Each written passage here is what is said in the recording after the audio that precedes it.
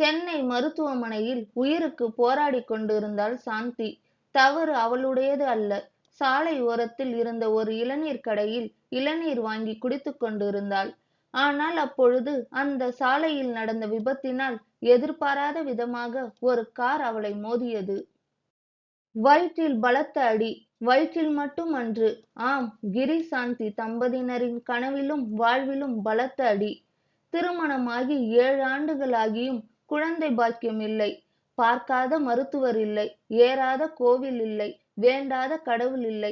அப்படி இருந்த நிலைமை அடுத்த சில மாதங்களில் மாறியது. 3 மாதங்களுக்கு முன் கருவுற்றாள் சாந்தி. இந்த செய்தியை கேட்டு கிரியின் தந்தை ஜெயகோபாலும் தாய் சுந்தரியும் அடைந்த மகிழ்ச்சிக்கு அளவே இல்லை.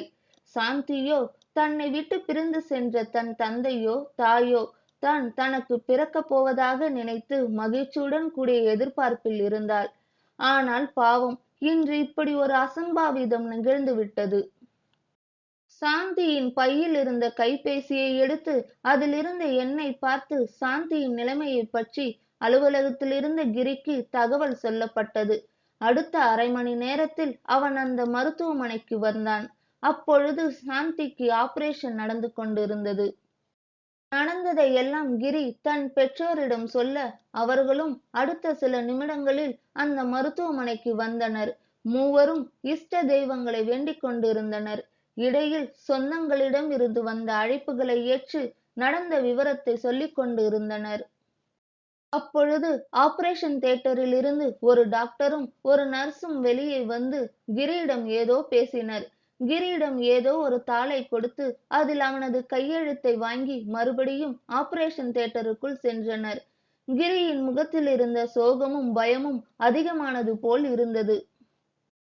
இதை பார்த்துவிட்டு இருக்கையிலிருந்து எழுந்து வந்து கிரியிடம் ஏதோ சொல்ல நினைத்து, ஆனால் சொல்ல முடியாமல் அமைதியாக சென்றார் ஜெயகோபால். பின் அவன் தோளை இறுக்கமாக பிடித்து, கடவுள் இருக்காரு கிரி, கவலைப்படாதே என்று அவர் சொல்லும் பொழுது அவர் கண்களில் இருந்து கண்ணீர் வழியத் தொடங்கியது. அவரை கட்டி அணைத்துக் கொண்டான் கிரி. வார்த்தைகள் வரவில்லை. கண்கள் கண்ணீரின் மூலம் வருத்தத்தை, கவலையை, சோகத்தை தெரிவித்தன. மனம் குமுறிக் கொண்டு இருந்தது. மூளை கடவுளிடம் பிரார்த்தனை செய்து கொண்டிருந்தது. 2 மணி நேர ஆபரேஷன் நல்லபடியாக முடிந்தது. சாந்தி இன்னும் தீவிர சிகிச்சை பிரிவில் தான் இருந்தாள். அதனால் அவளை பார்க்க அனுமதி வாங்குவது கடினம். அனுமதி கிடைத்தாலும் ஒரே நேரத்தில் மூவரும் உள்ளே சென்று பார்க்க முடியாது.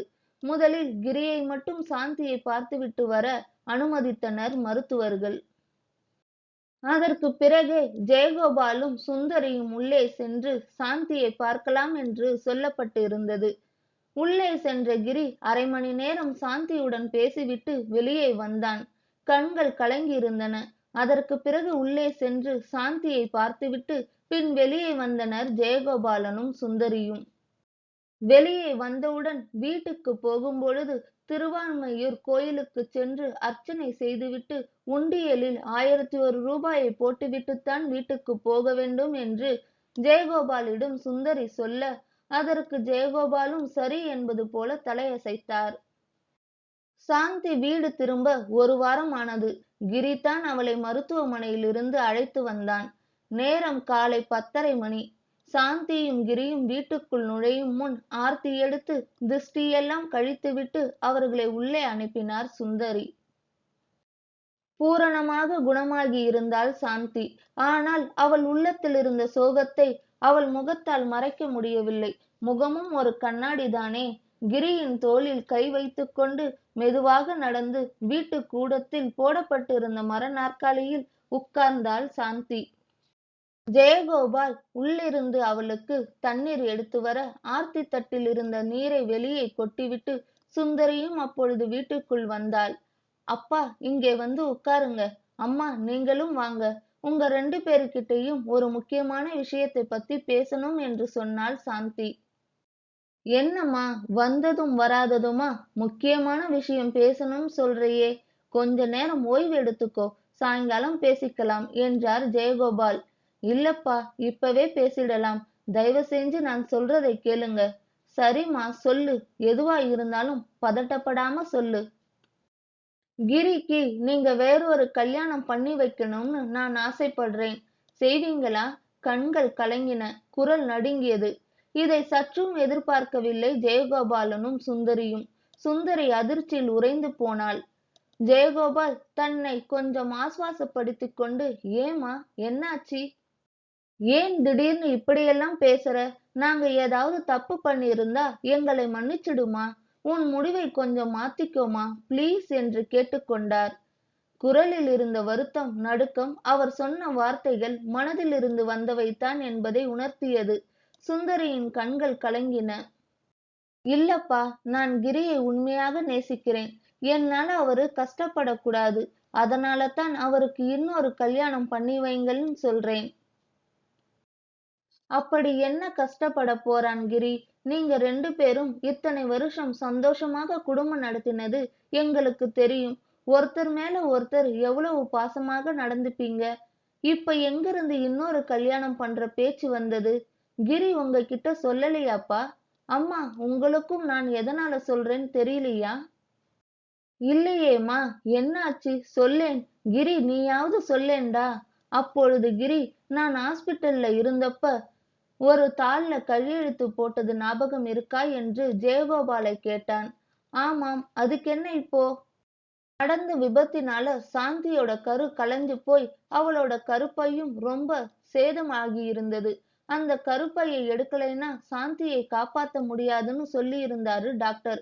இந்த ஆபரேஷன் ரிஸ்கான ஒண்ணுன்னு சொன்னாரு. அப்படி அந்த கருப்பையை எடுக்கும் பொழுது அவளுக்கு ஏதாவது ஆச்சுன்னா அதுக்கு ஹாஸ்பிட்டல் பொறுப்பில்லை அப்படிங்கிற விஷயம்தான் அந்த தாள்ல இருந்தது. அதை படிச்சு பார்த்து கையெழுத்து போட்டேன். இதை பத்தித்தான் இப்போ சாந்தி சொல்றா. அதிர்ச்சியாய் இருந்தது ஜெயகோபாலுக்கும் சுந்தரிக்கும். பூகம்பமே வெடித்தது போல் இருந்தது.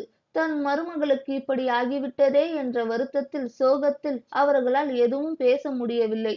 கிரி பேச்சை தொடர்ந்தான். அதுக்கு நான் சொன்னேன், உனக்கு நான் குழந்தை, எனக்கு நீ குழந்தை அப்படிங்கிற சினிமா வசனம் எல்லாம் நான் சொல்ல மாட்டேன். எத்தனையோ அனாதை ஆசிரமங்கள் இருக்கு. அதுல எத்தனையோ முத்து முத்தா குழந்தைகள் இருக்காங்க. அதுல 1, 2 நாம தத்து எடுத்துக்கலாம். இந்த 2வது கல்யாணம் பேச்செல்லாம் பேசாதேன்னு சொன்னேன்பா என்றான் கிரி. அப்பொழுது சாந்தி, தத்து எடுக்கிறதெல்லாம் சரி வராது. குழந்தை எப்படி ஒட்டும்? ரத்த பாசம் இருக்காதே என்றாள். அப்பொழுது சுந்தரி, அதெல்லாம் இல்லம்மா. நாமத்தான் பாசம், அன்பு எல்லாத்தையும் ஊட்டி வளர்ப்போமே, பயப்படாதம்மா. நாங்க எல்லாரும் இருக்கோம். இந்த மாதிரி 2வது கல்யாணம், அது இதுன்னு தயவு செய்து உளறாதே என்று சொல்லி சாந்தியின் அருகில் வந்து அவள் தலையை தன் மீது சாய்த்துக் கொண்டாள். சில நிமிடங்கள் அப்படியே இருந்தனர் அனைவரும். எதுவும் பேசவில்லை. சாந்திக்கு தன் தாயின் மீது தலை சாய்த்து வைத்திருப்பது போன்ற உணர்வு. இது உங்க வாழ்க்கை. நீங்கத்தான் முடிவு செய்யணும். மனசு விட்டு பேசுங்க. அப்புறம் உங்க முடிவை எங்ககிட்ட சொல்லுங்க. அதுக்குள்ளே நானும் அம்மாவும் பக்கத்துல இருக்க முருகர் கோவிலுக்கு போயிட்டு வரோம் என்று சொல்லி சுந்தரியை கிளப்பிக் கொண்டு அங்கிருந்து வெளியே சென்றார் ஜெயகோபால். கோவிலை வந்தடைந்தனர் இருவரும். உள்ளே நுழைந்தவுடன், என்னங்க, நம்ம பையன் தெளிவாய் இருக்கான். ஆனா தத்தெடுக்கிறதுக்கு சாந்தி மறுக்கிறாளே, முடிவை மாத்திப்பாளா என்று ஆதங்கத்துடன் கேட்டாள் சுந்தரி. அதற்கு ஜெயகோபால், நம்ம பையன் சாந்தியின் மனசை மாத்தி நல்ல வழிக்கு கொண்டு வந்துடுவான். குழந்தையையும் தத்தெடுத்துப்பாங்க. கவலைப்படாதே, புரியுதா என்றார். அது எப்படிங்க, இவ்வளவு நம்பிக்கையோட சொல்றீங்க என்று சுந்தரி கேட்க, ஜெயகோபால் தன் பர்சில் இருந்து ஒரு தாளையும் ஒரு புகைப்படத்தையும் எடுத்து சுந்தரியிடம் காண்பித்தார். அந்த தாளையும் புகைப்படத்தையும் பார்த்ததும் புரிந்தது சுந்தரிக்கு. கவலை மறையத் தொடங்கியது. எதையோ நினைத்து புன்னகைத்தார். முகத்தில் நம்பிக்கை தோன்றியது.